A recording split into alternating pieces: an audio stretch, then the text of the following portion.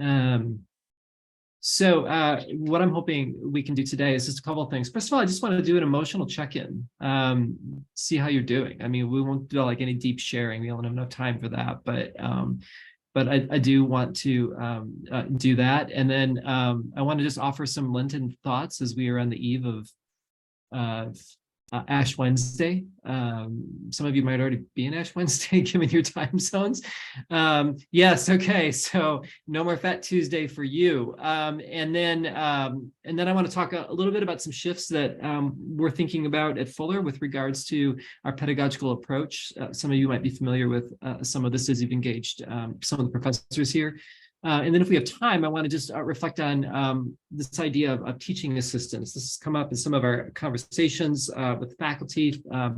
Femi knows about this, but also I'm just kind of curious some of your impressions with that as you have maybe been a teaching assistant or maybe you're hoping to do one. And then I want to make just talk about a couple of assignment adjustments that I want to make for the class. I signaled to this a little bit in the video that I sent out for you for this week. Part of this course is responding to your needs and me doing my best to help you along the way. And so I've held the assignments as a little bit loosely for a number of reasons, but also in conversations with some of you wanted to just give you some more clarity with that so that you feel confident about what you're doing as we wrap up the quarter. So that's my plan. Does anybody else have anything else that they want to talk about? Well, feel free. That's always an open question with me, and I'm really glad to do that. So for starters, this is the question I have for you. And again, I think it's an important one. I think one of the conversations that I've been having with a lot of my colleagues is just the fact that, you know, as we engage our classes, as you engage your classes as students, but also as teachers, like there's just a lot of energy spilling into the spaces that we are a part of, and part of our job, I think, as teachers, is to pay attention to that. Now, you know, the point of this isn't to go into like group therapy or anything like that, but I'm just kind of curious if you wouldn't mind chatting in, like given your life journey right now, what are one or two prevailing emotions that you've been experiencing? And again, no explanation is needed. You can share as deeply not as you'd like. I'm doing like what's been sort of the prevailing emotions that you've been experiencing in the last short while? And again, I'll open that up to however long you want. So feel free to chat those in. I'm just curious what they are, and I would love to hear what you have to say.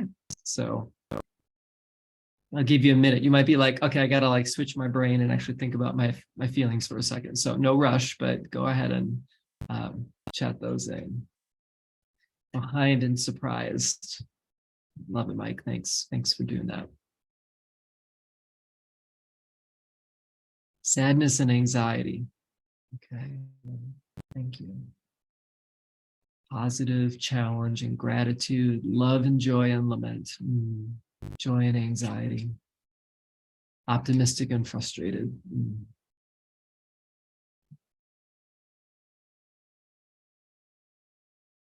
Joy and relief. It's beautiful.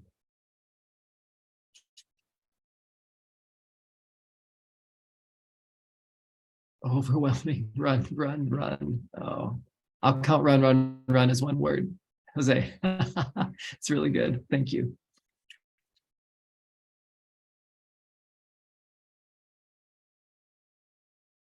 Well, feel free to drop in a few more if you'd like. Thank you for sharing that. I think there are moments in higher ed, and especially in a quarterly system where especially, I don't know about you, but I feel like the quarter speeds up as we go. And that can really affect our teaching and learning, can't it? And the world doesn't seem to stop simply because we choose to do graduate work, right? And so I'm grateful for each of you and for what the spaces that you're holding and the emotions that you're feeling. And I hope for you that you finish this quarter well, but that you continue to grow as whole people, which is, I think, really important as we think about education and the work that we do. I thought I'd take a minute and, in light of these things, just offer a Lenten reflection as we are on the verge of this Lenten season, and some of you said are in the middle of it. Okay, hang on. Someone is stuck in the waiting room. I'm so sorry. Hang on. If I see if I can do anything about that. Oh, there we go. Oh, look at all of you. Oh, there we go. Thanks, everybody. Sorry to keep you in the waiting room. Much better. Okay, I think we're all in. Welcome, welcome, welcome. Great to see all of you. You're not second class in any way being in the waiting room. There we go. So, for those of you that just came in case you didn't get a chance to see if there's like a prevailing emotion or two you're experiencing right now, feel free to share your thoughts with that. And as we hold these thoughts, I wanted to share a Lenten devotion with you, and just a Lenten thought for you today. I've been sort of parked on, as we think about the cross, this passage in John 19, and I'll just read it really quickly, and then just a couple of just brief thoughts on it. So near the cross, the cross of Jesus stood his mother and his mother's sister, Mary, the wife of Clopas, and Mary Magdalene. When Jesus saw his mother there and the disciple whom he loved standing thereby, he said to her, "Woman, here is your son," and to the disciple, "Here is your mother." And from that time on, this disciple took her into his home. I think in many Christian traditions, this is the time of year when Christians often ask each other, like, what are you giving up for Lent? And what I find is a question less asked of each other is, what are you receiving from Lent? It seems as though one of the reasons that we give something up, or we have this sense of sort of a negative spirituality in the best sense of that word, of sort of making space, is so that we might be open to receive what God might want to show to us. And so I think that in the spirit of Lent, thinking about this idea of what God might receive is a pretty powerful one. And I think about this passage where you have in this moment Jesus, who has lost everything, where literally his death is sucking all the life of this space. John journals this incredible memory that's unique to his gospel, where there's this encounter where Jesus turns to Mary's mother and says, "Here's your son," and to his best friend John, "Here's your mother." And I think, as I think about this passage, and this is probably more like Steve's creative, like, thinking about the space for a second, I just wonder if in that moment it's Mary and John don't go into some sort of robotic form, like they just kind of do what Jesus like suggests to them. But it's actually a quite awkward moment. There's so much emotion in this space. There's so much that are going on. And how does one receive what Jesus seems to be offering in this moment? And so I sometimes think about, like, I just wonder if, like, Mary and John are like, well, I can't receive anything right now. Like, I'm in some ways, maybe the space is my fault. I could have done more. Maybe if I would have done something different, we wouldn't be in this spot right now, or I wish it was differently. And so I think sometimes it's really hard when we're in the space to receive, when we're blaming ourselves for something, or we think that somehow things are our fault. Or maybe John and or Mary were thinking, well, I won't receive. Like, this is the moment where supposedly I'm supposed to be strong. I'm supposed to figure it out on my own. Maybe in more modern times, I need to hold up the Christian brand. I think it's really, really hard to receive when we somehow think that the job in our lives is somehow to prove ourselves in these moments. Or maybe I wonder, maybe most of all, I wonder if John and Mary are just saying, I don't know how to receive. I don't know what to do with what you're offering.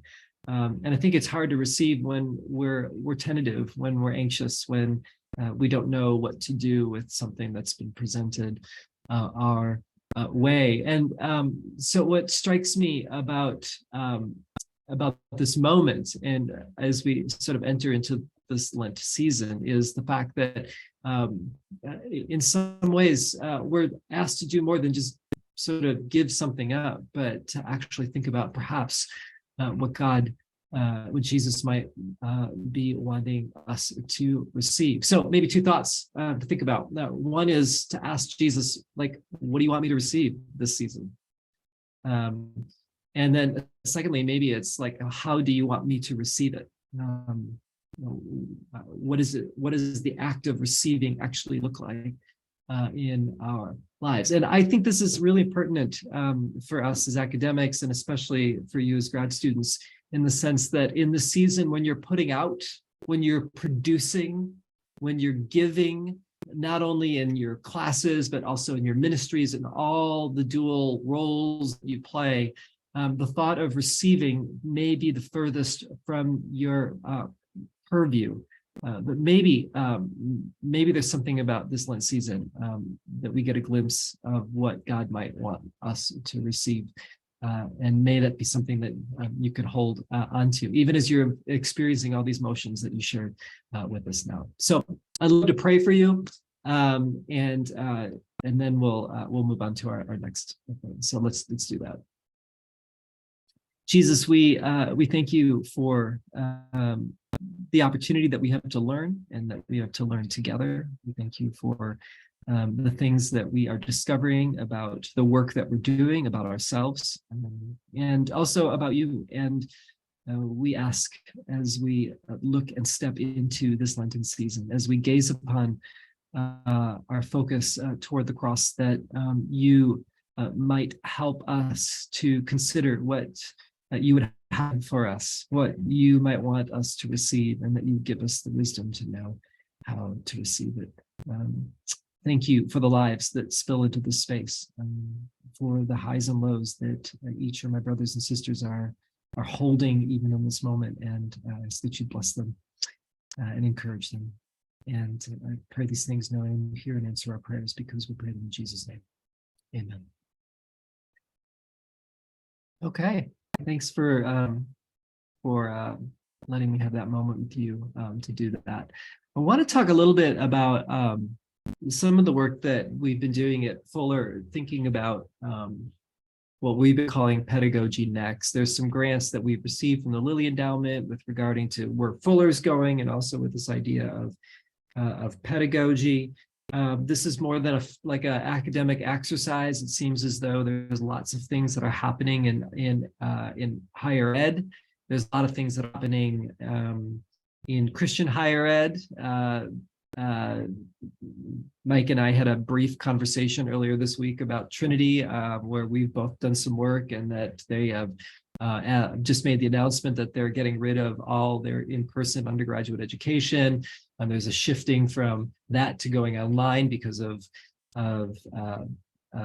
cost associated with that. We have lots of other issues in higher ed that we're facing, and I think this has a dramatic effect on the way that we think about education. It has a dramatic effect on the way we think about our classes, and has a dramatic effect on the way we think about our role as well. And so one of the things that I and a few other colleagues at Fuller have been thinking about is, like, how do we hold what might look like even tensions with regards to teaching, and try to think about creative ways to think about the work that we do that still honors the teaching and learning process, but also recognizes the fact that there are limitations. Limitations are always there, right? In design thinking and in innovation, we talk a lot about this idea that constraints sometimes evoke the best creativity. We don't have unlimited resources. We never have, right? But it's in the limited resources sometimes that we have to push ourselves to think differently about education and the ways that we're serving. And so ways that this has come up in some of our thinking has been thinking about these four sort of dynamics that we're trying to creatively think about. One is how can we have something that's informational and formal is not the right word. I think it's formational. That's piece, diverse and unified, indispensable, and then also large and personal. Let me just try to explain each of these. First of all, yeah, it should be information informational. I don't know what happened to my text there. So one of the things that we think about with this idea of informational is that there's spiritual formation, character formation, and intellectual formation that are sort of in play as we think about education that often shapes our vocational formation. And so this idea of education is something where we have to keep thinking about how we're supporting students as they're shaped in not only what they know, but what they can do and who they are becoming. And I find that this is probably pretty instinctual for many of you. We know this is something that we want. I do think this requires a different kind of teacher and a different kind of teaching at times. And quite frankly, maybe the hardest part is that it perhaps requires a different type of learning and expectations that we have with students. A lot of times I think students come into classroom with a pretty narrow view of what education is about or what they're supposed to accomplish. And a lot of times it parks in the intellectual and doesn't allow it to really impact their lives. They don't do that necessarily knowingly. Sometimes this comes from the ways that they've been learning in the past or whatever, but convincing students that there perhaps is a different way that we're thinking about the classroom experience or the teaching learning experience can be a challenging one. And so I think this is one of the spaces that we are trying to think hard about. Another one is just this idea of being diverse and unified. You know, we want courses to have a unified theme, but that they can convey that the unified theme by bringing in voices of diversity and personal perspectives and experiences. So this is more than just having a diverse list of texts in the syllabus. This is more about thinking about the different experiences and perspectives that are spilling into the classroom and how that shapes the conversation, how it makes the conversation better. As a teacher, as you all know, there's the fact that you still have to plan a syllabus. You still have to sort of map out some sort of pedagogical arc of where you're going. And so sometimes there's a lot of work that goes into that. And quite frankly, the other challenge is just that there's just the limitation of time.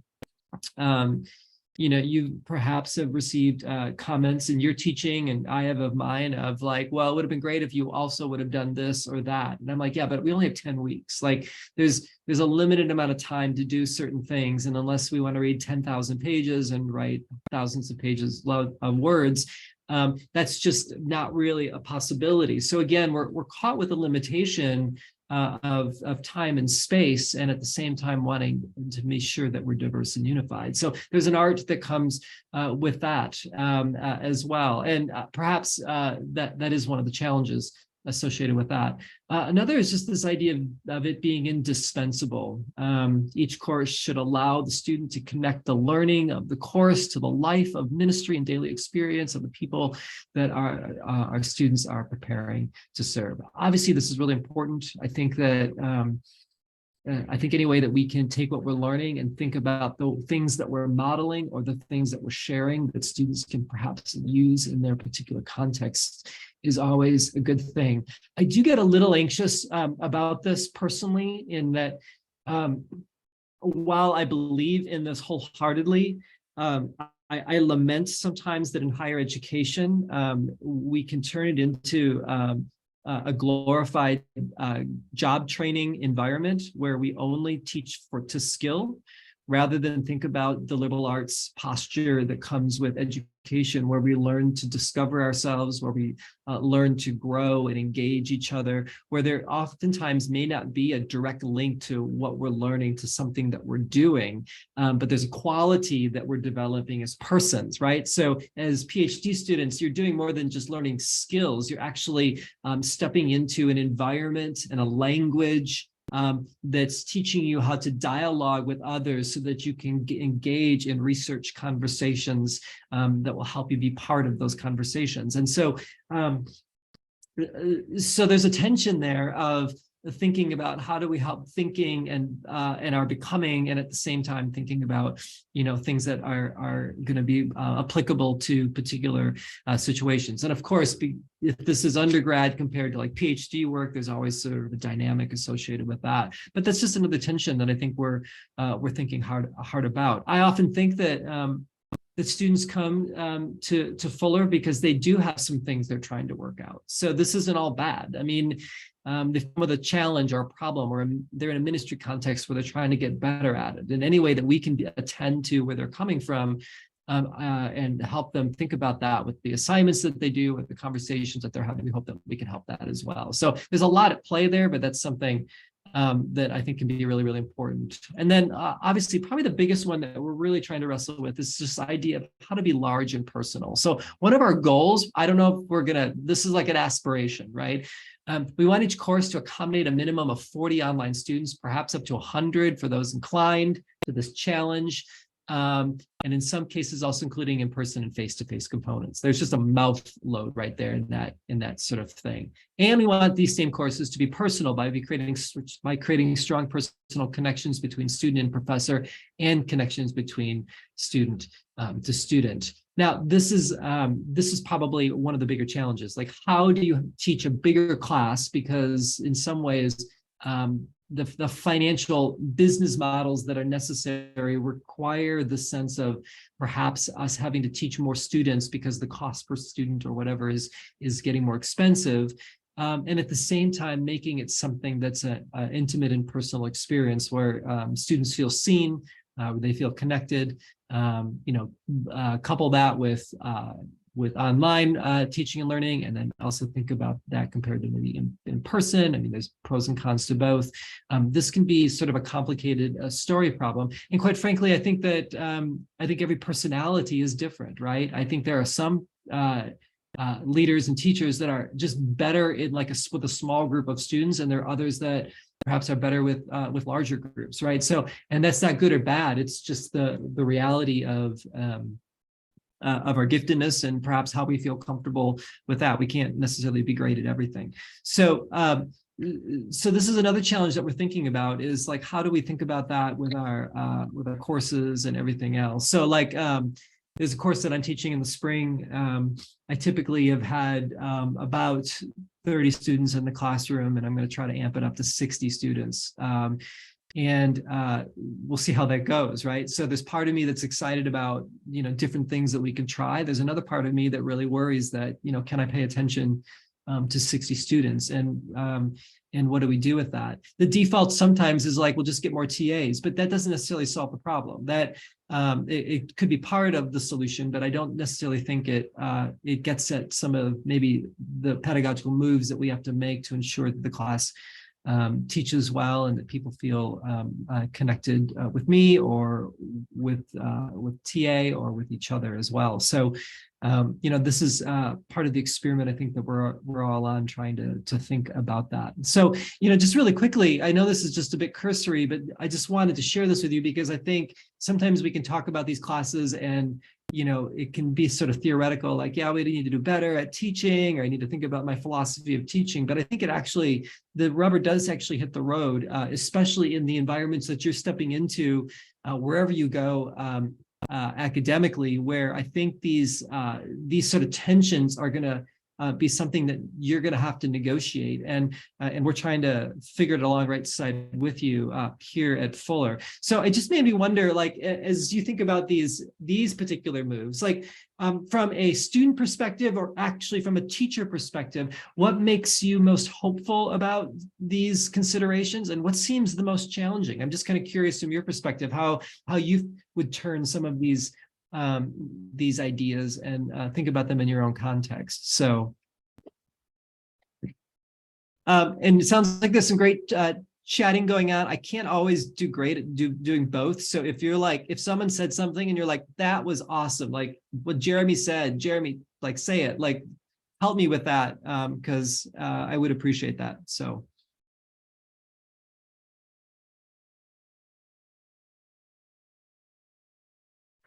I mean, challenging. I think that 100 students sounds impossible. Okay, you know, tell me more about that, Jeremy. Why would you say it's impossible? I don't know. I mean, I don't know. I just like, are we allowed to push back? I mean, it starts to sound a little bit like you know, like capitalistic model, the turnout of the students, you know, assembly line, and it sounds like it's being. I mean, I don't know. You could correct me if I'm wrong. It sounds like it's the constraint is money, and so then I start asking, well, how is the money system designed that we like? Maybe that system that was taken for granted is, well, we just have to make this work. Has to be, maybe the whole system has to be redesigned, because pedagogically, I just think 100 to 1, like everything in my instinct of like missiologically seemed to be that we're trying to move back towards, you know, theater in the 12, right? Something like, can you really do deformation with 100 people? And I just really don't see that. Yeah. Jeremy, your audio is a little gobbly, so I think I got some of it. Anybody help me out with what you heard? I do think I appreciate your reaction to, oh my goodness, that doesn't sound possible, and it sounds quite like a capitalistic model where, you know, students run the risk of maybe becoming widgets in an assembly line. I think I heard a couple of things like that. I mean, this is where the tension is for us, is that I think we're also saying it has to be personal. So I think we're at Fuller trying really hard to think about, well, okay, so what's the third way? But I do think I appreciate what you shared. So, Michelle, you have something there? I'd love to hear what you have to say. Just that there's that time, like I love this, and this is how I like to teach and how I want to teach, but it takes time. It takes time to set up these kind of courses, and we don't always have that time because of all the other factors, the huge amount of admin that you go through as a teacher, time that it takes to engage personally with students, again, something that we really care about, but it takes time. And it's really hard because that time comes out of other parts of your career, or comes out of your sleep, or comes out of your relationships. And, you know, we all know the pressures higher education is under.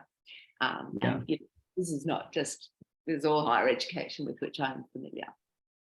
It's really challenging. And also the tenure issue and who gets tenure and who doesn't, but we all know that's a live issue in higher education too. Right.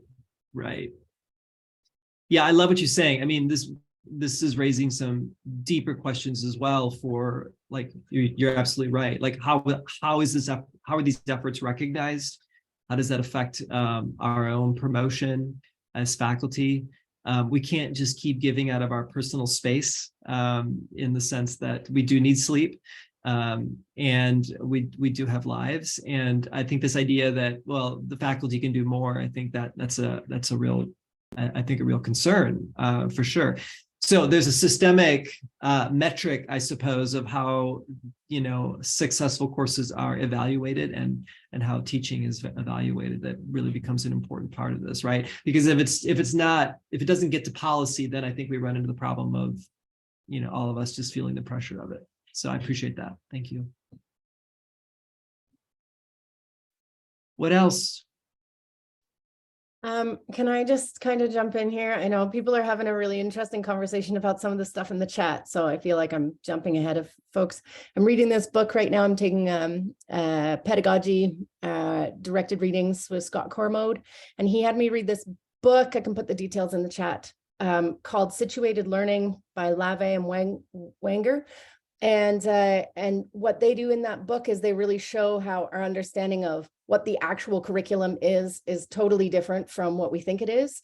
And Steve, you mentioned in our first lecture together the difference between the day campus and the night campus. And it's a bit we think that people are getting the information, but the curriculum they're actually getting is how the community works together, or the hidden curriculum in Palmer's terms. So I think when we talk about this large and personal piece, if we think that the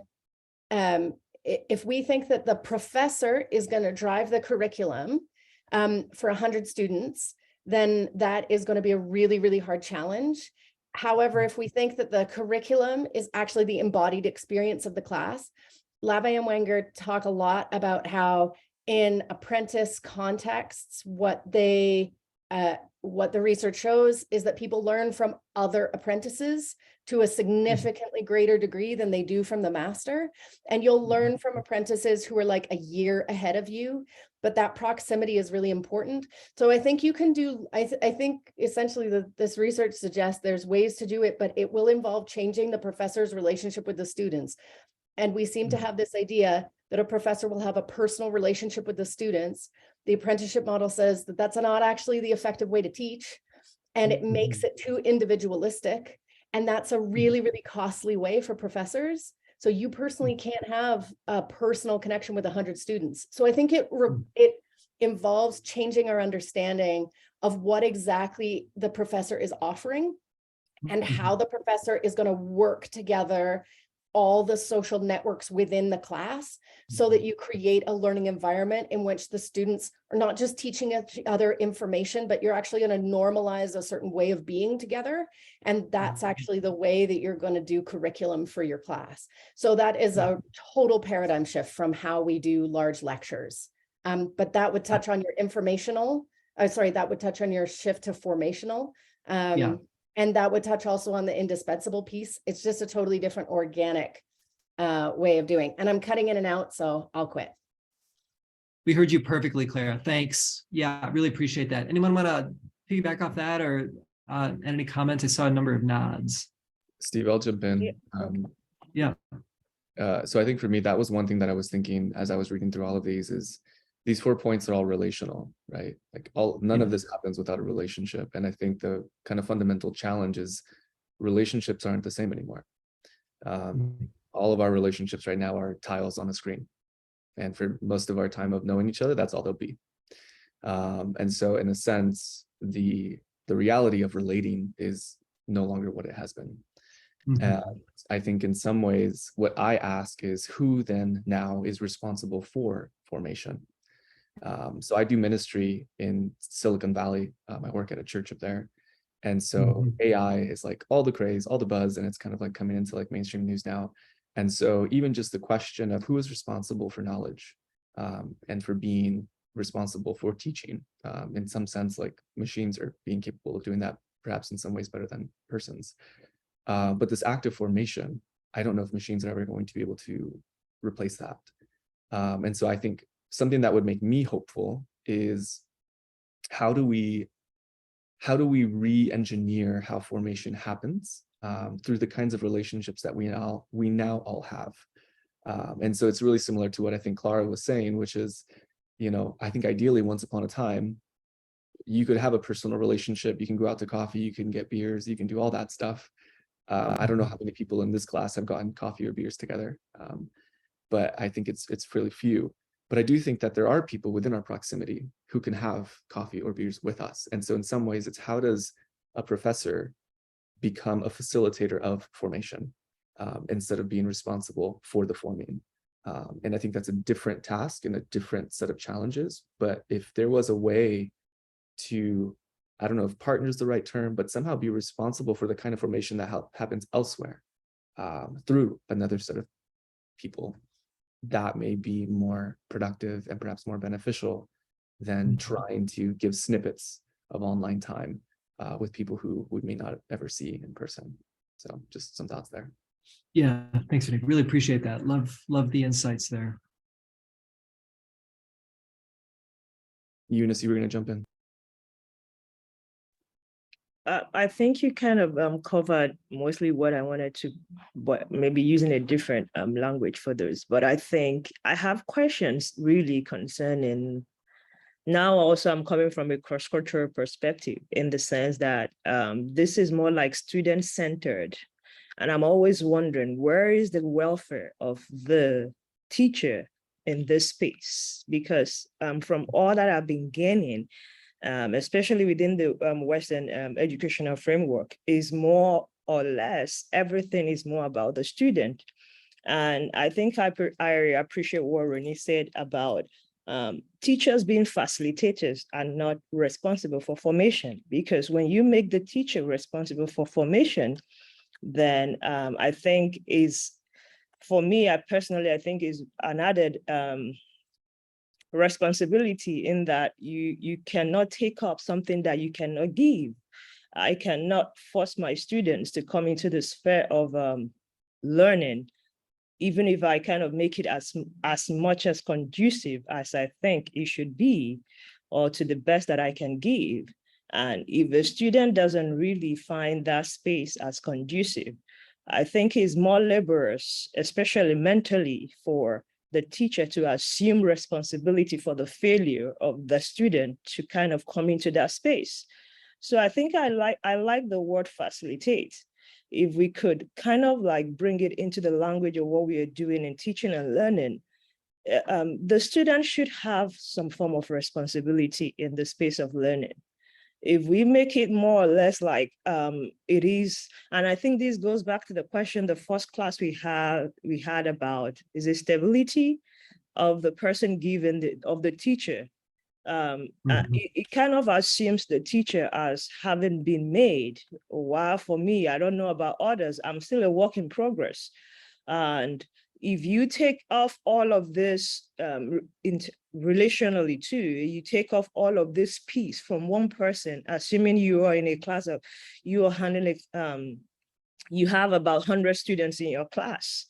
I wonder what superhuman being of a teacher would be able to kind of like give all of his or herself in 100 different pieces to these individuals in the name of trying to satisfy, but I think what I'm kind of trying to understand from teaching is that I make the student, I make the environment conducive as much as I can.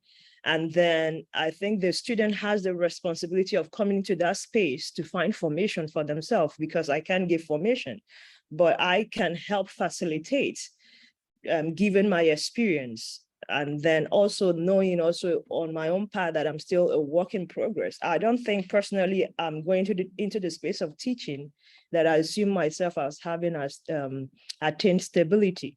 So I think that's just the thoughts that keep coming into my mind when we talk about relationships in the teaching and learning space. I hope I made sense somehow. You did, Eunice, thank you so much.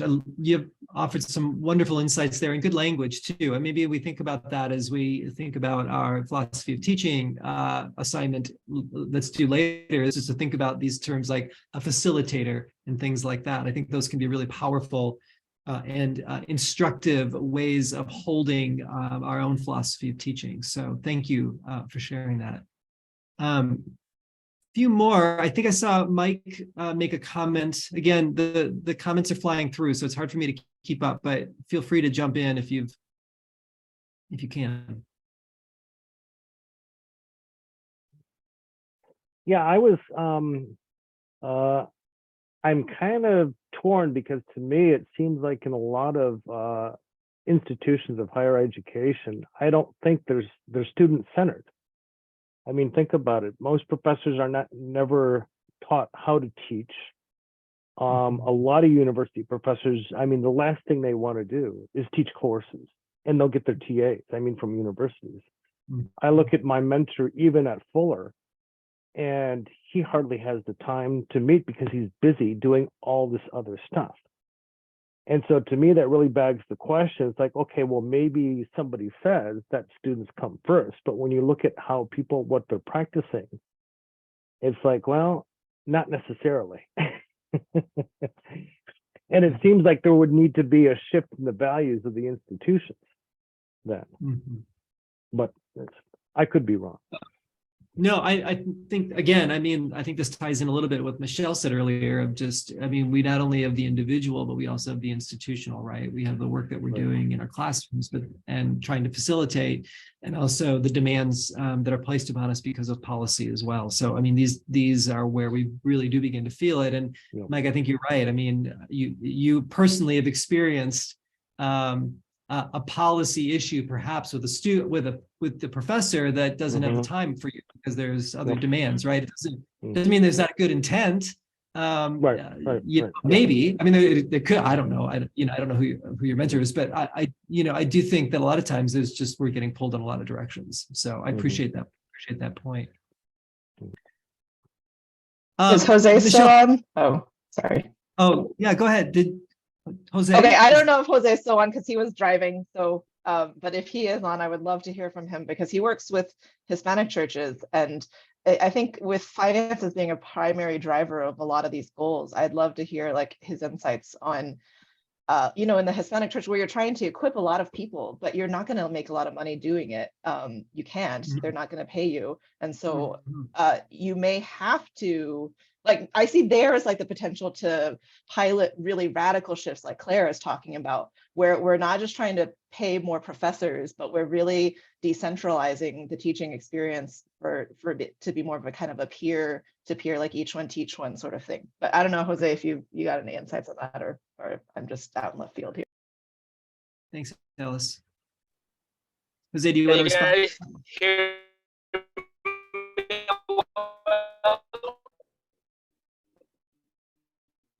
Sorry, Jose, we're having a hard time hearing you. You look great in your car, but we cannot hear you. But that would be my, I would use the picture that's frozen on my screen right now. Yes. Can you hear me? You're really struggling. Oh, there. I see your face better. Yeah, I don't know. You look so cool. I really want to hear what you have to say. Let's see. We'll give you a second. Maybe you'll hit a better spot. Anybody else want to jump in? Michelle, I just saw something quickly and it went by about being optimistic. What talk to us about that. I'm just reading all the comments and I'm seeing like, I don't know, shall we say resistance, because there's all these ideas, and a number of us have done teacher, whatever classes. And there's all these ideas and I just think, because of the genuine pressures and the fact that it usually seems to end up trying to squeeze more out of teachers. So I'm trying to be like, what makes this possible is actually what I'm thinking. Yeah. And I do think, when it's actually investing more in teachers and not less, because a lot of it, I'm not saying the fuller thing, let's talk about other education institutions, sounds beautiful, but ultimately ends up with teachers sleeping less or having less relationships. So I think if we want to make shifts, we have to invest more and not less. And that investing has to happen in the transition process. Hi, Jose. Yeah, but I think two things. One is there is possibility for change, but change management has to happen well, because teachers usually don't have the capacity to make shifts. I love what Clara's talking about there, but that takes time, both in your syllabus, but also in how you do life to make that shift, how you do teaching. It takes time to make that shift. Teachers aren't often given that time and that space. And also, I don't know about anyone else, but I do see possibilities, but I'm like, does it actually work? Am I going to do a whole lot of work for 2 to 3 years only to be like, in 3 years' time, that didn't work, and I'm just going to go back to what I did before? So that's, lost my optimistic hat. Invest in teachers so that the transition can be managed in a way that is actually possible, feasible, life-affirming for educators, stuff like that. And something that you step up to rather than kind of feel like you're being pushed into. I appreciate that. I long for spaces of, whether it's higher education or other teaching and learning institutions. I know some of you are thinking beyond just higher ed institutions, to be a place of creativity and risk taking. I think that's part of, I would hope, maybe it is fueled out of love or curiosity, a desire to take maybe some of these aspirational goals and work with them. But I think you're right. I mean, it costs something. I mean, we have to try something different. Otherwise, I think there's a norming norm that just pulls us back to the safe spaces or what we're evaluated on or what we've done before, right? So which is not a higher ed problem. I mean, that's like a church problem. That's a huge problem, I think, in general, when it comes to probably institutional health. But I think it's an important one, because I think, just to say one more thing, it's like, this isn't like we're sitting back in our rooms, like, you know, smoking cigars, thinking about like all men and women talking about like what would be a cool thing to do. No, like the life of the institution almost depends upon it. Like, I mean, Exhibit A, again, like Trinity, right? Like they're not doing it anymore, like they for a lot of different reasons, right? So not that it's about keeping or preserving us, but I think we're trying to be true to the call to serve the constituency that we've called to be served to. It's going to require some creative thinking and the permission to do that, right? So so thanks for that. Alice, you called out Jose. I don't want to necessarily call you out, but I'm really, something I just did. I'm really curious about some of the work that you're doing in translation, and I know that you've been thinking sort of beyond necessarily the academic institution environment, and maybe some of others of you as well. But I'm wondering, you know, as you think about teaching and learning from your perspective, I'm wondering if you can offer any insights as how you're sort of turning and thinking about that, if you choose to. And again, I just called you out.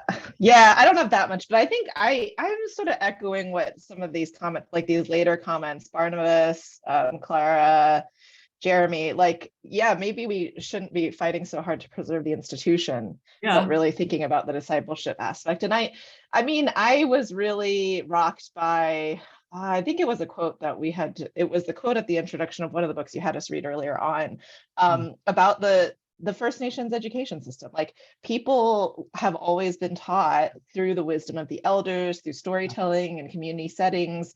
And it has been very relational. So I love seeing this return to relationship and the importance of that. But I mean, you know, they managed. And so I do see that. I think there's some good challenges coming from those directions to kind of, dismantle some of these ways we wield knowledge as power and mastery as something that other people need to aspire to, pay us to aspire to and attain. So I mean, we really need to be able to challenge some of those assumptions, and that can be a little bit threatening. So I would say, like, I mean, but I do think that's where you're going to get more ideas, more potential for what might actually work better in the future. Yeah, thanks, Alice. Really, really great insights. Appreciate that. Maybe one more, and then I think we're gonna have to talk about assignments, because we're rapidly running out of time. And I've really appreciated the insights, both online and spoken. Is there anything else? It always seems so death-defying to say the last word. I don't mean it like the last word, but like, does anybody have a comment that I don't have the last word, but do I recall that you were going to talk about TAs? Yeah, I don't know if I have time. Do you want to talk about that? Maybe a few quick minutes? I just want to mention the fact that anyone who's not domiciled in the States cannot be a TA. And so that's a bit of a challenge with the whole, you know, remote learning PhD business that they didn't think about before we were like in. Do you feel like that's been a lament for the program? Would it, I mean, to not have that? I mean, that is pretty, I mean, in traditional settings, that would be something that would normally happen, right? I mean, I know you teach in other places, Clara, so it's maybe a little bit different for you, but I wonder how you hold that. I just think that it inadvertently creates, so someone asked a question, basically the answer is that Fuller cannot pay you if you're not domiciled in the States. They can't do it. So and you're not allowed to volunteer for any of this stuff. And so it inadvertently creates essentially like a two-tier system. There's perhaps advantages on both sides of these tiers, but it does create a two-tiered system where the folks who are domiciled in the States are having a certain educational experience with a very high degree of personal contact with their mentor. Those of us who are not domiciled in the States do not have that unless we ask for it. Then we're asking more from our professor without being able to I don't know, offer our professor something sort of in return to lower their workload elsewhere. So they didn't realize it until we came in, and then they realized that they couldn't pay us to be involved in the school. And so it does create a two-tier system that I'm not 100% sure. Like if you ran this system for 20 years, I don't really know that we would all love where we'd end up. So yeah, but as I say, kind of pros and cons, because I'm not being coerced into certain kinds of things that I have overheard occasionally. People would like the freedom to not do certain kinds of work for their professors and their mentors. So I don't know what that's all like, but it is a two-tier system. Yeah. Steve, can I respond and encourage? So Clara, we need to Yes. talk. Please, Femi, I know you've done a lot of thinking about this. Please do. Student council representative for CMR and CATS. I've been working on this, and I think Dr. R, you did kind of reference me when we were talking about the TA thing. And we need to talk some more, Clara, about this. I somehow forgot to put this also on my agenda about how those who are not domiciled in the States kind of miss out on this formation also, because it is part of learning how to teach and being formed. And so we got to talk. So I'm just going to let you know that I got your back with that one, and I need to address this, because what happens is those who are domiciled in the States, we have, it's just expected for us to TA, and then those who are not, like, it's assumed that they're never asked to TA, and so they miss out on this, and this is really important to our teaching formation. So thank you. I'll make a note of that too. Yeah, and I'm with you on all that. I mean, it is tricky. I mean, you certainly don't do TAing for the money. I mean, that's just, unfortunately. I mean, there's like a multi-tier system, which, yeah, we won't get into that. We don't have time, but I do think, I think there's a lot of us as teachers that do see the TAing as a relational piece, discipling, mentoring opportunity. And, I take that pretty seriously, not just to give opportunity to my TAs, but to learn, honestly. I mean, I feel as though I become a better professor simply because you have even another perspective that sometimes you lose when you are in, certain teaching positions, right? So yeah, I think any way that we can make that more valuable. And I do think you're right. I mean, I think with the PhD program, it would just be good for us to reflect on that a little bit. So yeah, Femi, I really appreciate you, keeping this in the front of our conversations, and I'm a fan. So, you always know if I can do anything to reach out. I know others are too, but just, obviously know that I'm really cheering you on with that. So, I want to respect our time. Shoot. A couple of things really quickly. I've been trying really hard to listen to all of you. I've had email and different conversations with some of you, and I think part of my learning curve with this class is to think about ways to certainly serve you all well, as you have all these different VF courses. And so I wanted to just talk about two things. One is we have like the syllabus assignment that's due on Sunday, and then you have your philosophy of teaching and learning piece that's due at the end of the quarter. With the syllabus, I want to just be really clear, and I mentioned this in the video that I sent out on Monday. I want to give you three options as you think about this syllabus, and you all can use it however you want, whatever serves you best. Option one is, to create a learner-centered syllabus based on the reading and the work that we've done here. If you want to create something new and you want to turn that in and have me give you some feedback on it and we can dialogue about it, I would love that. Feel free to do that. Some of you are like, I've already done a syllabus. I've got like 12 syllabi. I don't want to do another one. Whatever it might be is fine. All I'm asking you to do then is take a previous syllabus that maybe you've worked on or that you're developing, and some of you have talked to me about that, and feel free to update it based on some of the insights that you've learned this quarter. And in that case, all you need to do is sort of highlight a different color or put it in the comment sections. Here's some adjustments that I've made to this. obviously in this, if you like change like one sentence and you turn it in, that I'm probably not gonna be super excited about that. But I mean, if you gave it some thought and you made some adjustments, I'm really, really happy. I just want to help you. So, give that some thought. And if that's a great way to go, do that. Some of you are like, I'm not doing syllabi. I'm in a teaching and learning environment where I'm thinking more about learning outcomes or particular goals because I'm working with a particular group of people. And this is a course or a seminar that I do regularly. And for you, and I've chatted with some of you, that can be something really like, tell me your learning outcomes and tell me some ways that you're thinking creatively about perhaps teaching the material that you are going to teach or that you've been teaching in some new sort of ways. And again, a couple of pages on that to just share with me what you're doing would be more than sufficient for this. In the end of the day, the spirit of this is to just help you take the time, kind of what Michelle said earlier, just take the time to actually think creatively and intentionally about some of the spaces that you're teaching and learning. And so if you pick one of those, I'm going to be totally happy.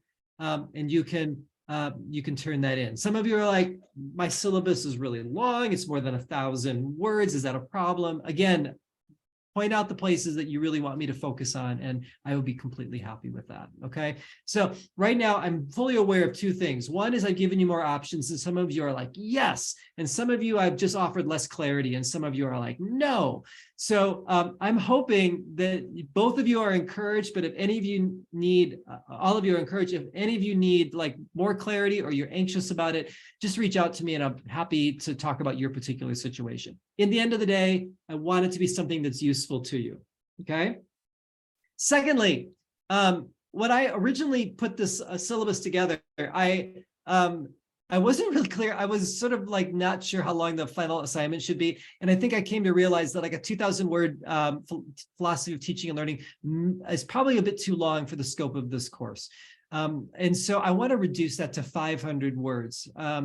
If you go a little bit over than that, or you've already written some of it, you're like, oh my goodness, please don't worry. The point is that the philosophy of teaching and learning is probably something that you're going to put in your CV or in an application that you're going to do. It could be part of your review as a faculty member down the road. And this isn't something that's gigantic. It actually is something that is probably anywhere from 500 to 1,000 words at most. So I just want to encourage all of you, you don't have to do quite as much. My hope is that you've noticed, but throughout this course, the work that I've had you do in journaling or discussing or thinking about different assignments actually feed into this philosophy of teaching and learning. So go back and look at the writing and journaling and discussion posts that you've done and think about maybe taking pieces of those and refining them to help you with your philosophy of teaching and learning. This should really be the fruit that comes out of your learning for the quarter. I'm not wanting this to be a very stressful thing, but hopefully it helps you think about your career as you move forward. Does that make sense? I will go ahead and change those things in the Canvas. If some of you are like, the syllabus is a contract, I want my 2,000 words, you can email me. I will honor my syllabus and what you agreed to. I'm hopefully making some adjustments that actually help you, which is part of any course of just having that dynamic element as well. So does that make sense? Does anybody have any like pressing questions or comments that you think the class would benefit from? I just want to say that you give a good example of teacher who can do flexible things in this class. So thank you. Yeah, thank you, Shek. That's very meaningful to me, and I want to honor all of you and the work that you're doing.